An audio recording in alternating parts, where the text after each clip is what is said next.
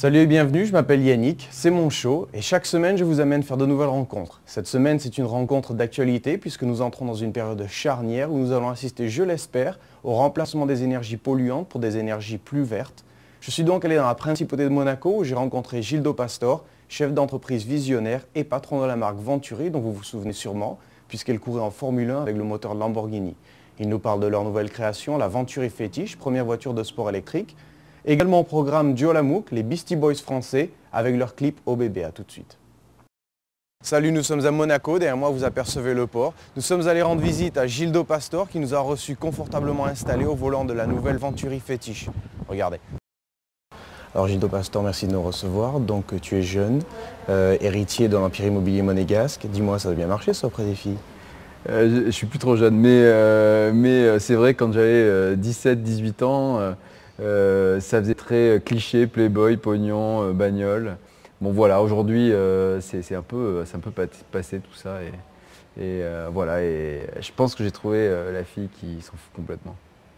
Donc en plus la grande classe, hein, tu fais construire le Gildo Pastor Center, building qui regroupe toutes les plus grosses boîtes, les plus grosses sociétés de business qui sont présentes à Monaco, et building qui porte le nom de ton grand-père Gildo, le même nom que le tien.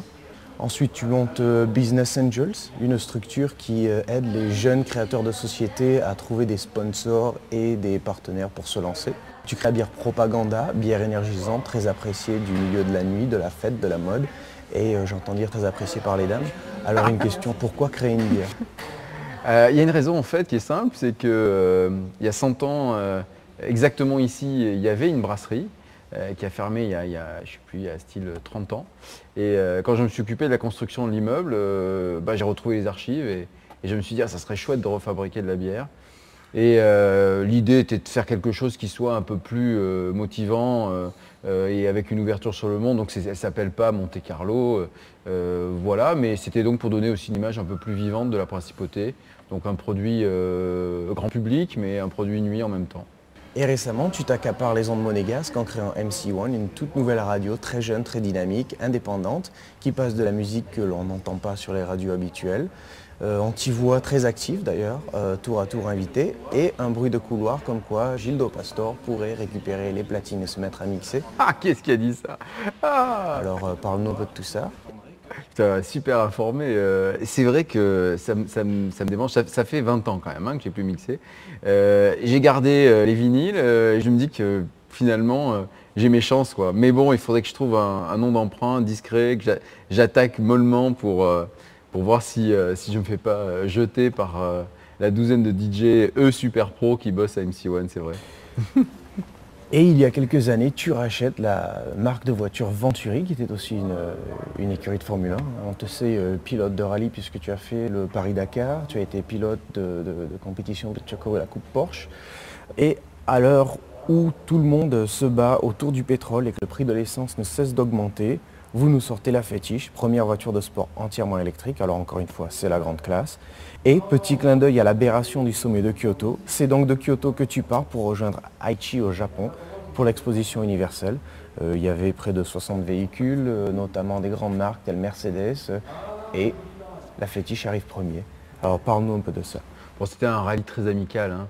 Mais la démarche, c'est vrai, de cette voiture, qui lorsqu'elle est sortie il y a quelques mois, était quasi scandaleux. Il y a des mecs qui m'ont écrit en me disant qu'ils allaient me faire la peau, que je cassais à jamais l'image de la voiture de sport. Enfin, ce qui est génial, c'est de voir qu'en quelques mois, par un baril qui est à 61 $ aujourd'hui, par une prise de conscience de la population que bon, on ne peut plus continuer comme ça. Finalement, c'est un produit qui a un sens. Il est aujourd'hui trop cher, il n'est pas accessible à tout le monde, mais la démonstration qu'on a voulu faire, elle est multiple. C'est d'abord le futur de l'automobile, quand il n'y aura plus de pétrole, ça va être toujours très rigolo, ça va être très positif comme auto. Deuxièmement, si Venturi, qui est le plus petit constructeur au monde, est capable de faire une voiture électrique super performante, alors les grands de ce monde devraient être capables de le faire super facilement. Voilà, c'est les deux messages qu'on a voulu passer, c'est les deux démonstrations qu'on a faites. Et au résultat, c'est vrai la voiture, elle est géniale à conduire. On ne pensait pas que ça allait être aussi bien. Donc on est les premiers, moi je suis le premier content de conduire cette voiture qui dépasse nos espérances. Et l'on a entendu parler de la princesse Takamado. Alors raconte-nous ta rencontre avec la princesse Takamado et ce qu'elle a pensé de la voiture. Alors c'est très rigolo parce que elle, donc princesse impériale, finalement une femme très très occidentale, et elle a vraiment voulu qu'on aille faire un tour ensemble en voiture. Alors ce qui n'était pas du tout prévu par le protocole. Et elle a vraiment voulu aller vite. Et alors ce qui est génial, c'est que il y a une magie qui tourne autour de l'électrique. L'absence de bruit qui pourrait être pour certains quelque chose de parfaitement inacceptable, en disant attends, une auto ça va faire du bruit. En fait c'est l'inverse, on se met dans un univers hyper glamour, on est dans un univers musical si on a envie, mais aussi de communication. Finalement le bruit du moteur on s'en fout. Voilà, ce qui est intéressant c'est la performance, c'est l'accélération, c'est le côté fun, c'est le côté magique parce que c'est magique. C'est le côté même économique parce qu'un plein c'est quelques euros. Donc voilà, il y a un vrai futur là-dedans et le futur va être super rigolo, quoi. Et le futur pour Gildo? Le futur c'est tout le temps des nouvelles idées, c'est tout le temps des nouveaux projets. Donc on travaille à l'inverse de celle-ci qui est un véhicule ultra contemporain. C'est-à-dire qu'il a marqué une époque pour moi. On travaille sur un autre véhicule qui lui est très avant-gardiste. Donc c'est un véhicule urbain, 3 places, qui ne ressemble à rien de ce qui s'est fait sur la planète. C'est un challenge encore plus fou. Ça c'était bien fou. Le prochain challenge, il est encore plus fou parce qu'il faut le rendre accessible. Donc c'est une phase plus industrielle. On travaille à ça, on peut travailler nuit et jour sans aucun problème sur des sujets comme ça. L'aventure, aujourd'hui on peut la trouver à traverser l'Afrique, on peut la trouver aussi dans les affaires et aussi dans l'entreprise, mais ça devient de plus en plus rare. Et là on vit avec notre petite équipe, on est une dizaine de personnes, on vit une aventure géniale parce que j'ai toujours des nouvelles idées et eux ils sont capables de les réaliser, donc on s'éclate bien. Voilà. Merci Gildo, à bientôt. Merci.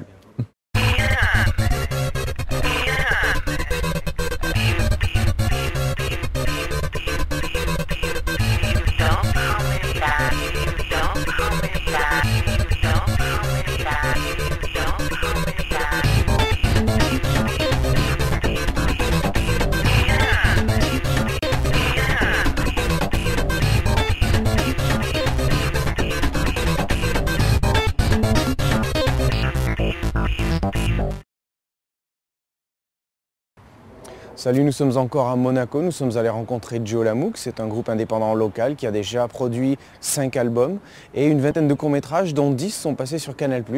Ils ont depuis quelque temps une émission de radio, mais depuis le début de l'été, c'est une émission quotidienne qui s'appelle Apéro Mouk sur MC1 ici à Monaco. Donc nous sommes allés rencontrer Sacha, Gaël, Thomas et Georges. Allez, à plus. Donc voici Sacha, Gaël et Thomas, vous êtes Joe Lamouk. Joe Lamouk, c'est qui? C'est difficile à répondre.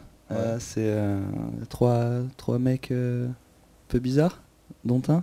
Ouais. Je pense qu'il a tout à fait raison.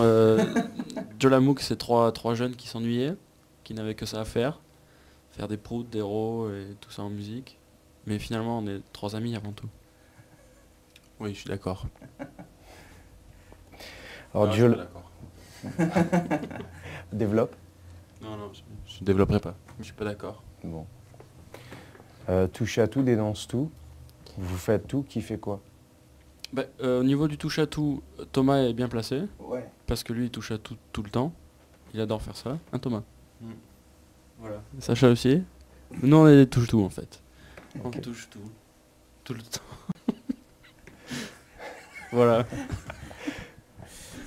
Sinon, au point de vue du travail, on fait à peu près tout en même temps. Enfin, tous ensemble. C'est-à-dire que dans les instrus, par contre, on peut, quand on fait du hip-hop par exemple, on peut commencer les instrus à la maison, ou des trucs comme ça, et on pose les voix ensemble. Mais pour tout ce qui est vidéo, on fait tout ensemble du début à la fin. Est-ce que c'est le scénario, le montage, la réalisation, musique aussi à peu près. Ça peut partir soit d'improvisation, soit de trucs comme ça. Mais on est vraiment tout le temps, tous les trois, pour créer les choses en fait. À part Thomas. Oui. Joe Lamouk, ça déconne pas mal, mais derrière Joe Lamouk, on sait que vous avez quand même un bagage musical assez fort. Quel est votre parcours? Eh bien, moi personnellement, j'ai J'ai suivi des cours de batterie pendant 5 ans. J'ai fait un an au CIRM à Nice, le Centre international de recherche musicale. Et après, je me suis consacré à mon élevage de poussins.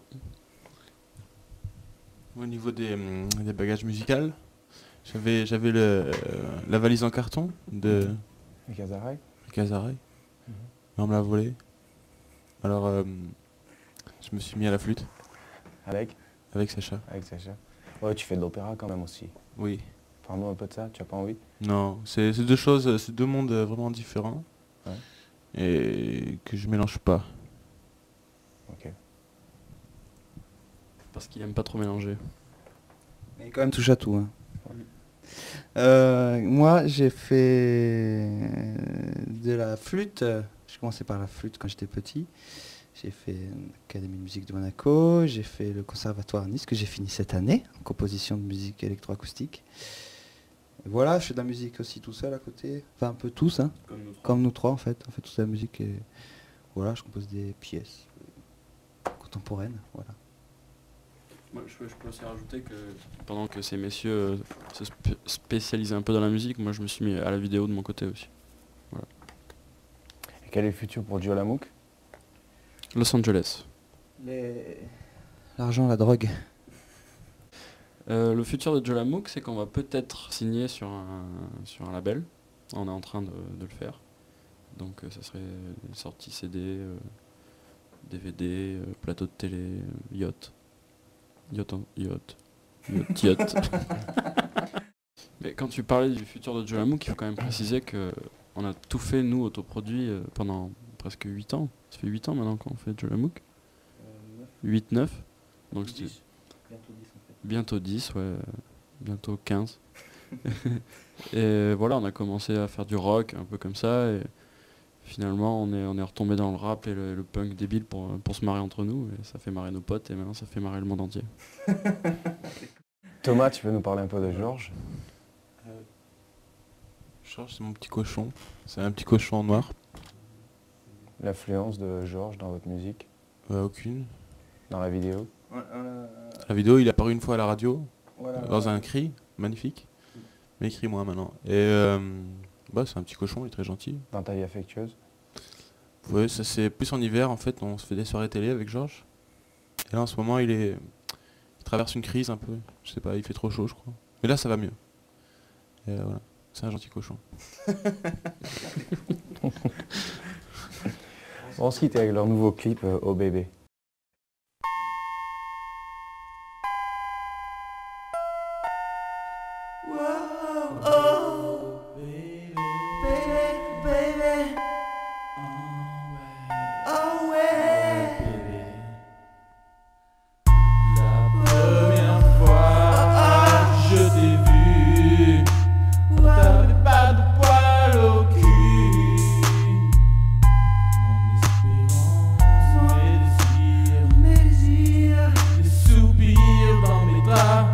Cachemire, tu étais plus belle que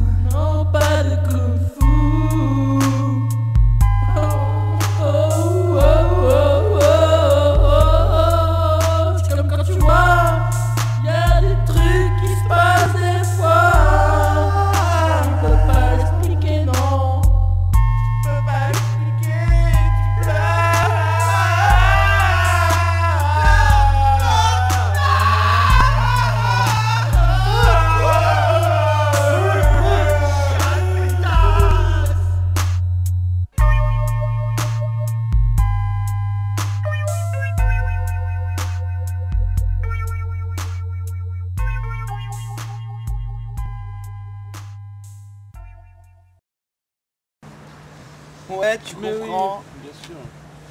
Et regarde un peu les jambes du même côté. Juste aussi, attends. Et cassez-vous là. Allez, go. C'est mon show. Merci. Ouais, on est bien là tous les deux, hein, Georges. Ouais, c'est mon show après tout. Et cette semaine, dans la rubrique « Je regardais trop la télé, qu'est-ce que j'ai manqué ?», nous avons Dick Cheney, le vice-président des États-Unis, qui se fait insulter par un passant en direct devant les caméras de CNN alors qu'il était à la Nouvelle-Orléans suite à l'ouragan Katrina. Regardez. Issues are being worked by FEMA as well as by state officials. So there are problems like that that need to be sorted out. You've got, as I was talking with the mayor, in those areas, one of the things you got to figure out is what do you've got to figure out what to do with all of the debris. Are you getting a lot of that, Mr. Vice President? And it's the first time I've heard it. It's a friend of John. Et voilà, c'est tout pour cette émission. On se retrouve là. Et dis-moi. Ouais, bah écoute, Qu'est-ce que tu fous là j'ai comme un petit problème. Bah, Non, mais je attends vois 2 secondes, là, je suis en train de finir, tu vois pas ouais, non, Deux mais secondes. Non, non, mais t'attends. Ouais. Non, mais Bon. ouais, 2 secondes. 2 secondes. Qu'est-ce qui t'arrive Et ouais, cool. Ouais. Et j'arrive pas à Et trouver le réservoir d'essence. Et tu trouves pas le réservoir Mais ouais. d'essence Bah, c'est normal, c'est électrique. Bah ouais. Ah bon? Tiens. Bon. Bon, bah, on va y arriver décidément. Hein. Allez, à la semaine prochaine. Salut.